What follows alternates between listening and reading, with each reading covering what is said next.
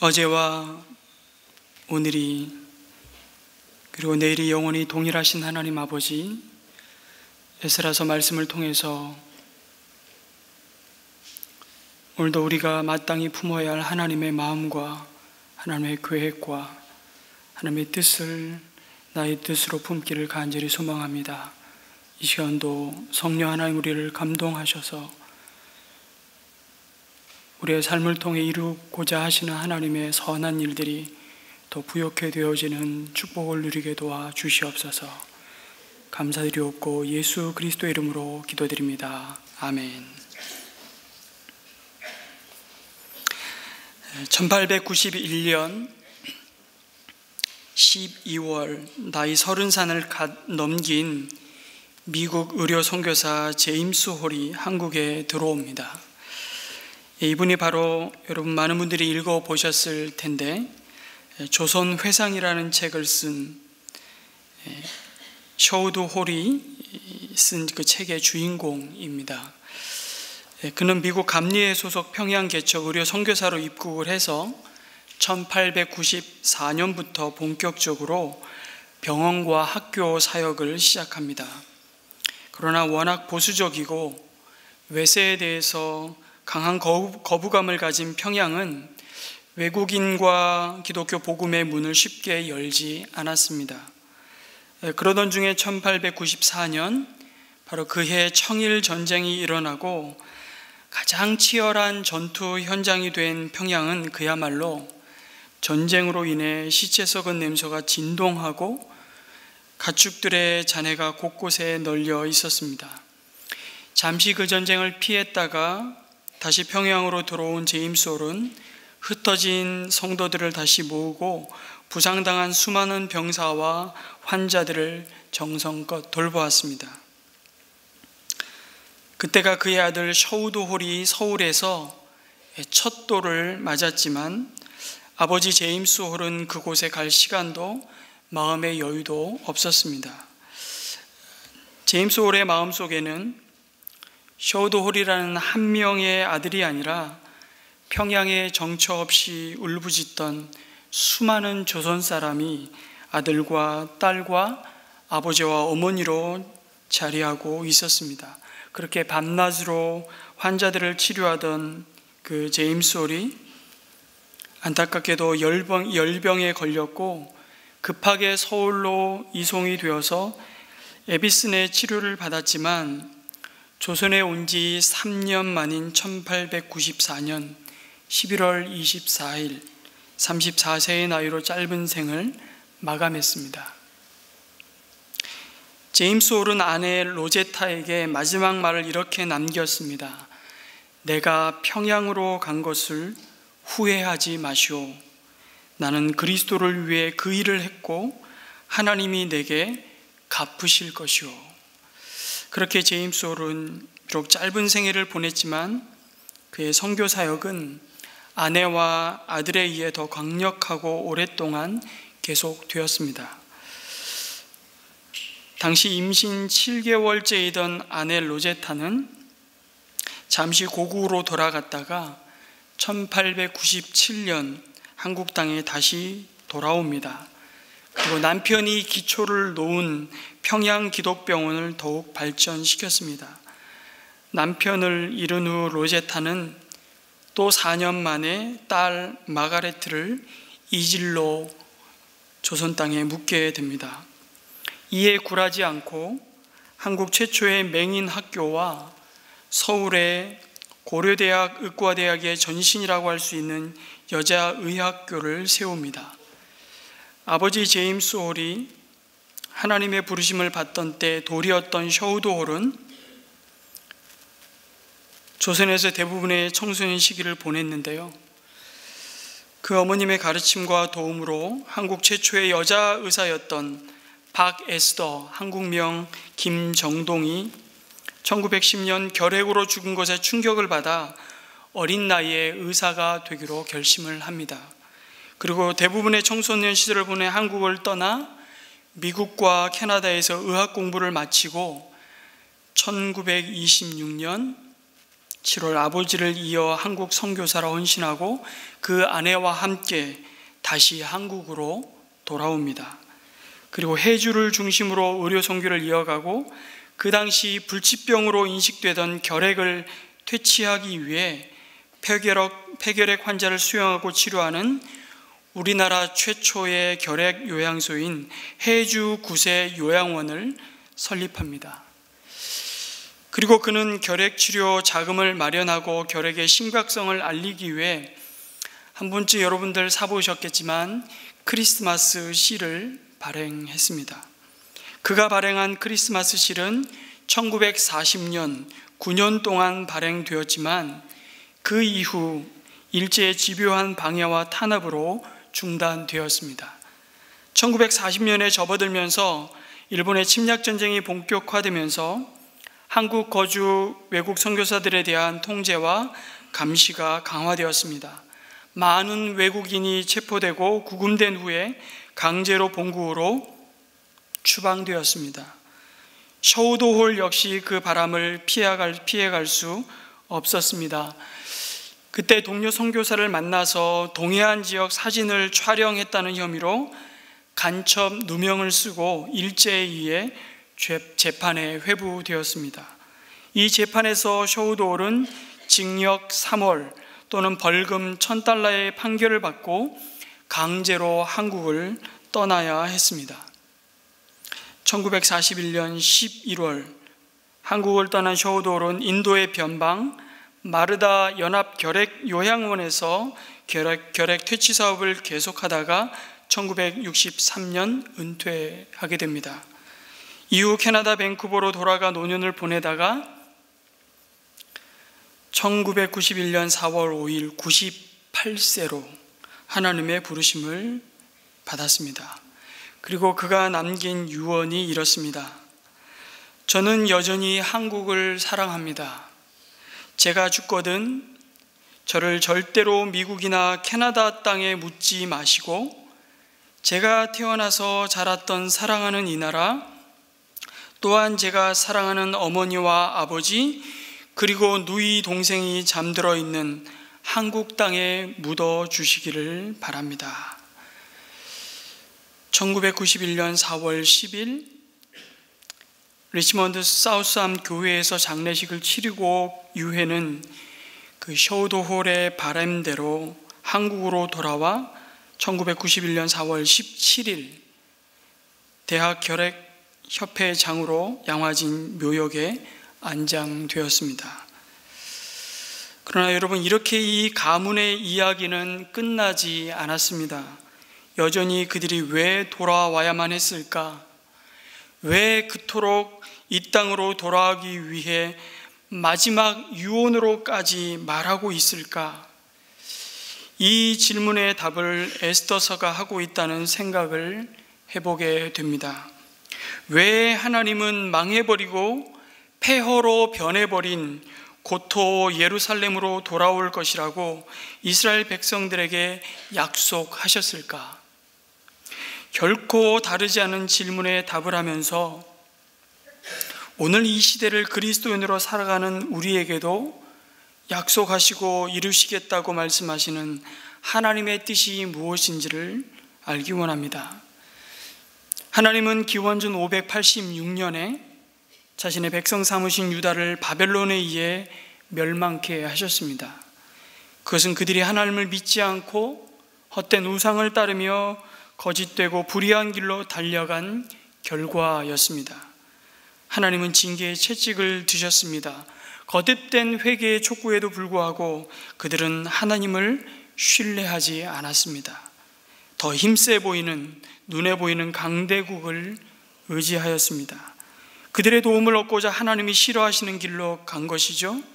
그들은 하나님의 은혜를 망각하고 하나님과 등지고 말았습니다. 하나님이 그들을 열방의 제사장 나라로 삼으셔서 하나님과 세상 사이에 다리 놓는 자로 부르셨지만 철저하게 그 사명을 거부하였습니다. 하나님의 말씀에 귀막고 눈을 감은 채 하나님의 뜻을 전하는 선지자들을 죽이고 그들의 입을 막아버렸습니다. 그런 고난을 받은 대표적인 눈물의 선지자가 바로 예레미야였습니다. 그의 입에서 나오는 하나님의 말씀은 자신의 백성 유다를 향한 축복과 평안과 위로의 말씀이 아니라 하나님을 등진 백성을 향한 회개와 책망과 심판의 메시지였습니다. 결국 이 백성이 하나님을 모르는 이방인의 손에 의해 멸망받고 포로로 사로잡혀 갈 것이라는 저주와 같은 말씀이었습니다. 그러니 누가 그를 좋아하겠습니까? 그의 말은 하나님이 택하신 선민도 망한다는 것입니다. 그들을 덮었던 하나님의 능력과 보호하시는 손길도 거두어질 것이라는 말씀이었습니다. 결코 망하지 않을 것이라 믿는 그들에게 반드시 망한다고 외쳤던 것입니다.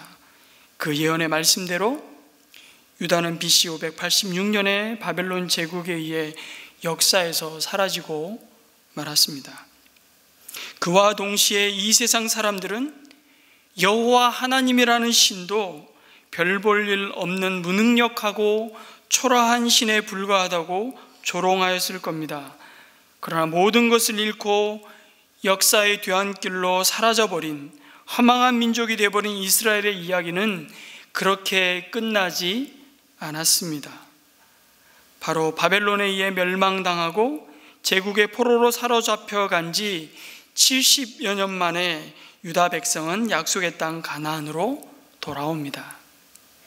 그리고 예루살렘 성전과 성벽과 하나님의 백성으로서의 그들의 정체성을 회복해 하십니다. 그 역사를 기록하고 있는 책이 에스라서입니다. 그들은 BC 605년부터 세 차례에 걸쳐서 바벨론으로 포로로 끌려갔습니다.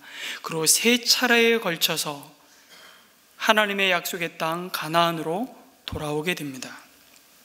제일 첫 번째 귀환이 페르시아 제국에 흩어져 있던 그 백성이 538년 스룹바벨의 영도 아래 예루살렘으로 돌아오게 됩니다.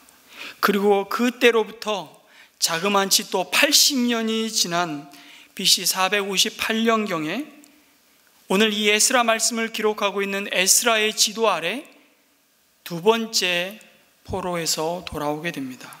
그리고 마지막으로 3차 귀환이 이루어지는데요, 그것은 느헤미야의 지도 아래 BC 444년경에 예루살렘으로 돌아와 예루살렘 성벽을 52일 만에 재건하는 역사를 이루게 됩니다. 그 이야기를 하나님은 에스라 1장을 시작하면서 이렇게 확인시켜 주십니다.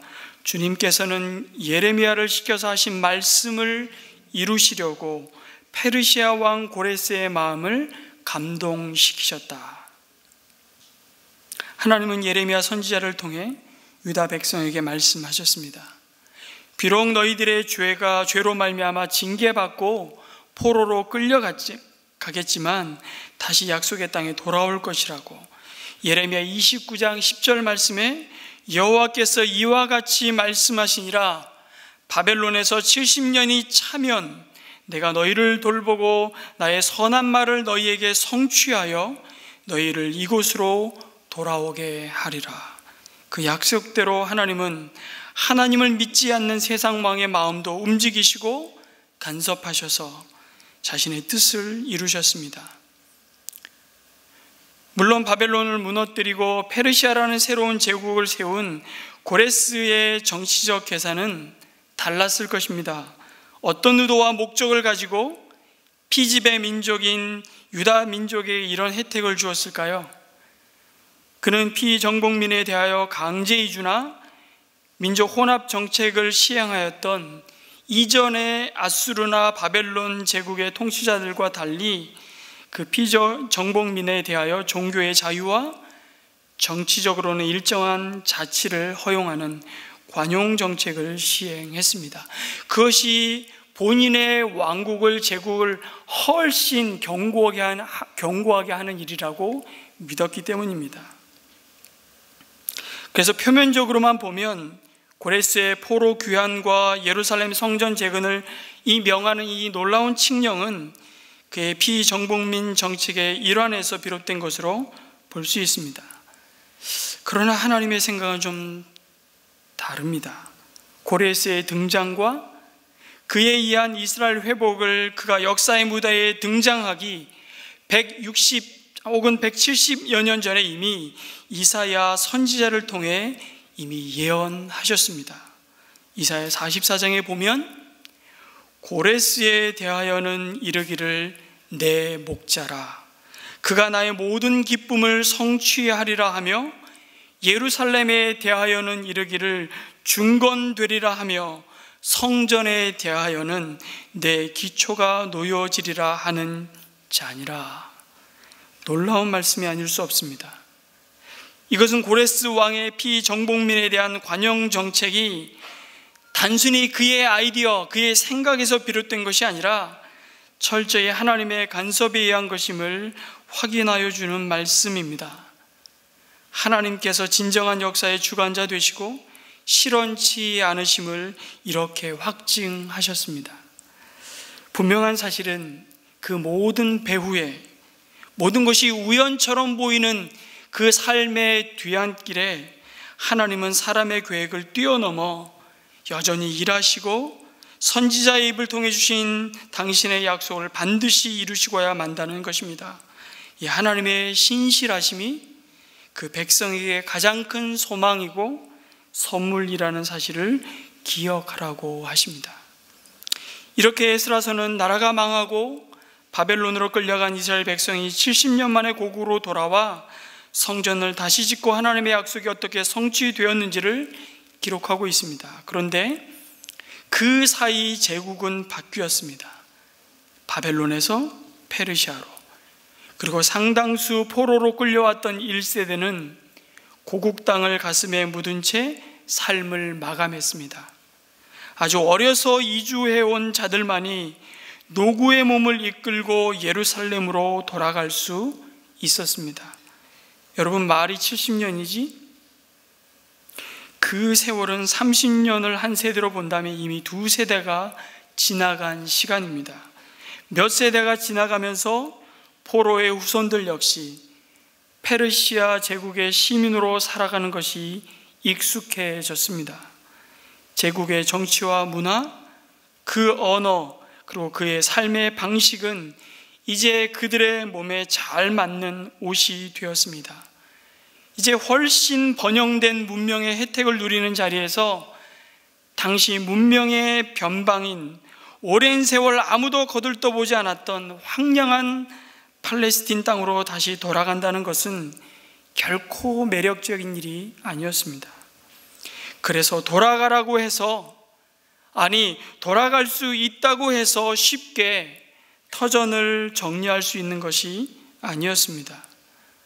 포로의 자리에서 고향으로 돌아간다는 것이 말처럼 꿈 같은 이야기가 아니었습니다.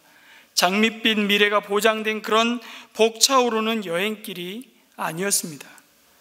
귀환은 어쩌면 무모한 길이고 희생이요 선택이었습니다. 여러분, 귀한 자의 수를 보아도 알 수 있습니다. 포로로 끌려간 인원이 대략 몇 명쯤이었을까요? 정확히 알 수 없습니다. 그러나 적어도 수십만은 되었을 것입니다. 그런데 1차, 2차, 3차에 걸쳐서 돌아온 귀한 자는 몇 명이었을까요? 몇 세대가 지나면서 더 많은 하나님의 사람 히브리인들이 그 땅에 정착했지만 1차 귀한 자는 42,360명이라고 기록하여 주고 있습니다. 많은 것 같지만 전체 유다 백성의 규모로 볼 때 소수입니다. 1차 귀환으로부터 약 80여 년이 지나서 말씀드린 대로 에스라의 인수라의 2차 귀환을 한 숫자는 1,700여 명에 불과합니다. 뭘 말하는 거죠? 귀환은 비록 고레스 왕을 통해 하나님의 약속이 이루어지는 놀라운 회복의 역사였지만 그 역사의 자리에 함께하는 것은 또 다른 믿음의 선택이었음을 알 수 있습니다. 그리고 그들이 예루살렘으로 돌아가 봤자 그들을 기다리고 있는 현실은 아무것도 보장되어 있지 않았습니다. 보장은 고사하고 안 하던 헌신으로 나아가야 합니다. 70년이라는 세월은 하나님의 약속이라 할지라도 그것이 이루어지리라고 믿는 믿음의 확신이 다 사그러들기에 충분한 시간입니다. 의심과 회의가 자리 잡기에 충분한 세월. 여러분, 바로 이 우리의 믿음은 언제나 하나님의 약속과 성취 사이에 놓인 이 하나님의 침묵이 경험되는 시간과의 싸움입니다. 하나님은 언제까지 이러시깁니까? 왜 이렇게 진도가 내 인생에서 나가지 않습니까? 제가 이 기도를 하나님께 올려드렸던 적이 세월이 얼마인데 하나님은 아직도 침묵하고 계시는 것입니다. 하나님의 때와 우리의 때가 다른 것이 문제입니다. 그러나 이 시간은 역설적으로 우리의 믿음이 성장하는 시간이 됩니다. 하나님의 약속의 성취로 인한 그 복을 담아낼 그릇으로 우리의 믿음을 키워가시는 하나님의 손길이 지금도 일하고 있는 시간인 것입니다. 그래서 기다림과 인내와 소망의 믿음을 무너뜨리는 의심의 세월들 속에서 우리가 붙잡아야 할 것은 영원한 하나님의 말씀입니다. 꽃은 마르고 풀은 시드나 하나님의 말씀은 영원하기 때문입니다. 그럼에도 우리의 눈으로 볼 때 그 말씀의 응답은 참으로 더딥니다. 여러분, 아브라함을 생각해 보십시오. 너로 말미암아 열방이 복을 받고 복의 통로로 언약의 자녀를 약속하시고 그로 말미암아 그 자손이 하늘의 별과 같이 해변의 모래알과 같이 번성할 것을 약속하셨던 하나님, 그런데 그 약속을 이루기까지 25년의 세월 동안 하나님은 아브라함의 믿음을 연단하셨습니다. 그리고 마침내 이삭을 주셨지만 그 또한 번제로 바치라는 순종의 자리까지 나오게 하셨던 하나님 아니십니까? 노아가 방주를 지으라는 하나님의 명령을 받고 홍수가 나기까지 그 세월은 노아의 믿음을 흔들기에 너무나 충분한 세월이었습니다. 내가 지금 착각하고 있는 거 아닌가? 내가 지금 이 길을 제대로 가고 있는 거 맞나? 내가 하나님의 말씀의 약속을 분명히 들은 것이 맞나? 그러나 바로 그 세월의 시험이 노아의 믿음을 정금과 같게 하였습니다. 그리고 하나님은 말씀대로 노아와 그의 가족을 통해 구원의 새로운 역사를 시작하셨습니다. 많이 두려웠을 것입니다. 상상할 수 없는 초조함과 의심과 세상의 조롱소리 앞에 낙심의 시간들이 지나갔을지도 모르겠습니다. 여러분, 방주를 짓는 동안 노아와 그 가족들이 마냥 즐거웠을까요? 모르긴 몰라도 하루하루가 노아와 그의 가족들에게는 피말리는 전쟁과도 같았을지 모릅니다. 믿음은 우리에게 인내할 것을 요구합니다. 그러나 하나님의 때 그 시간이 되면 하나님은 그 약속을 속히 이루시는 분이십니다. 에스라 1장 1절을 다시 보십시오. 페르시아 왕 고레스가 왕위에 오른 첫 해이다.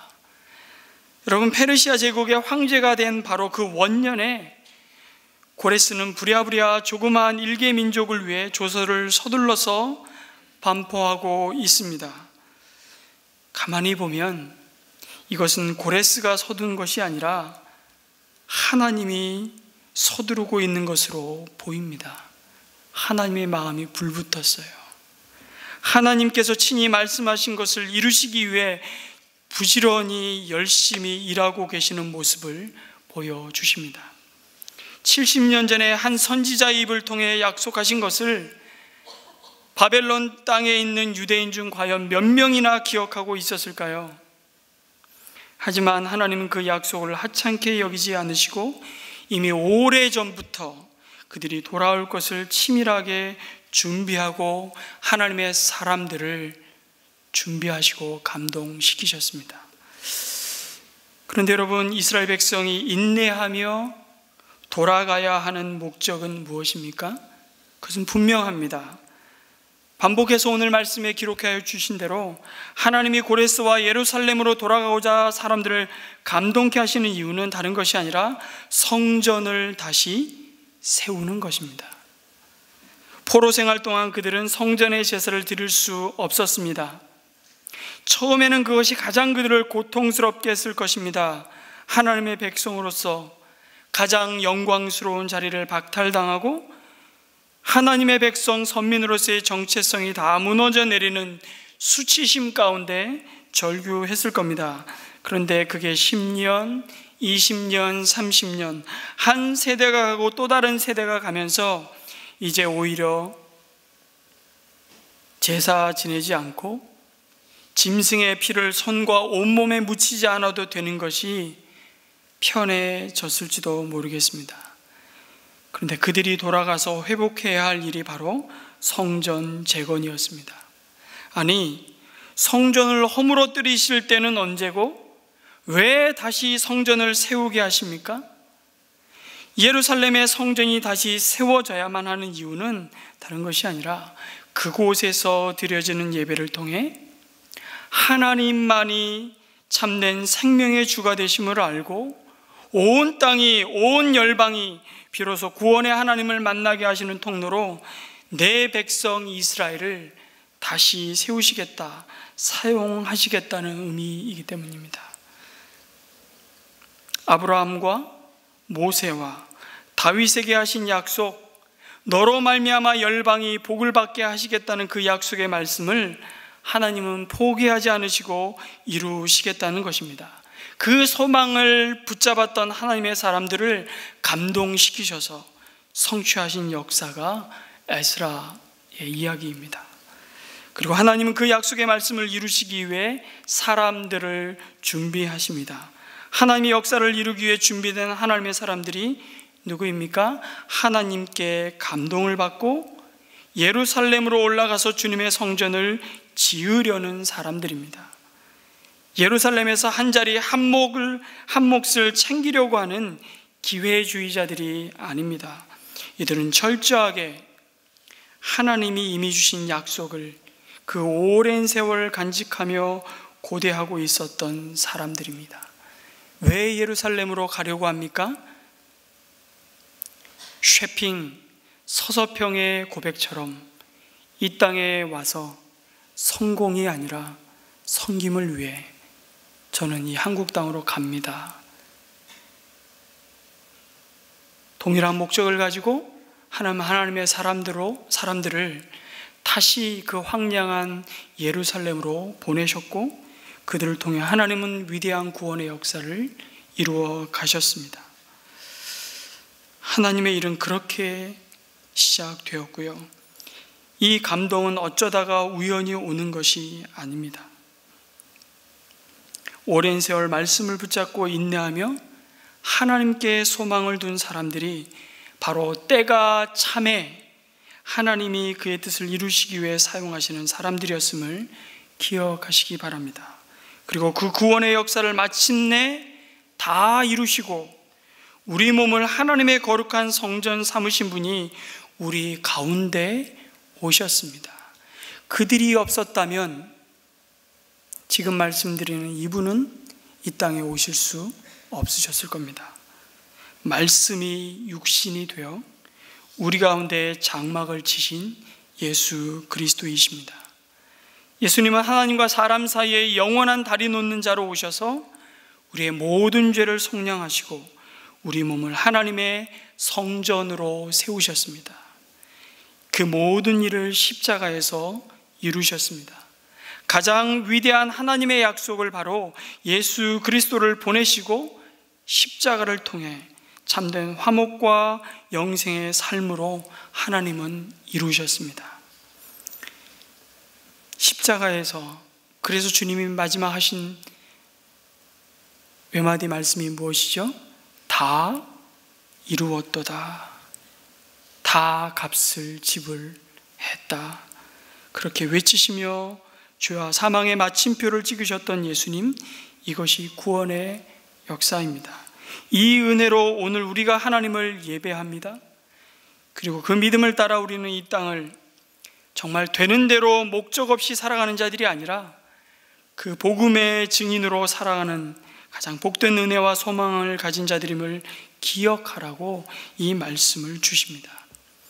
이 확신 가운데 세상은 우리를 통해 지금 여기에서 살아계신 하나님을 만나게 될 것입니다. 사람들은 또한 물어볼 것입니다. 하나님을 좀 보여주십시오. 그럴 때 우리는 대답합니다. 나를 보십시오. 나와 지금도 여전히 함께 하시는 나를 보십시오. 당신이 이렇게 고백하고 선포할 수 있는 영광스러운 사명으로 부르심을 받은 사람들입니다. 하나님은 오늘도 이 증인들을 감동하셔서 하나님의 말씀과 뜻을 이루시고 있습니다. 여러분,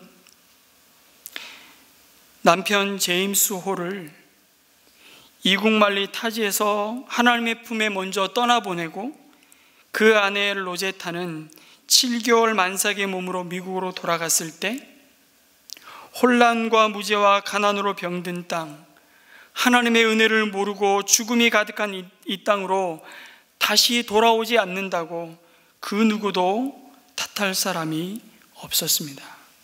그러나 그녀는 그 아들과 함께 돌아왔고 그 자신과 자식을 이 땅에 묻어야만 했습니다. 그 세월을 함께했던 아들 셔우도 홀이 미국에 돌아가 의학을 공부하고 미래가 보장된 조국을 등지고 다시 돌아오지 않기로 결정한들 누가 그에게 손가락질을 하겠습니까? 그런데 그는 다시 돌아와 이 땅의 가장 어두운 일제시대의 탄압 속에서 가장 고통받던 이 땅의 백성과 함께 하늘의 소망을 품고 생명의 빛을 비추는 등대로 살다가 추방되었습니다. 그러나 그는 또다시 돌아와서 우리에게 말합니다.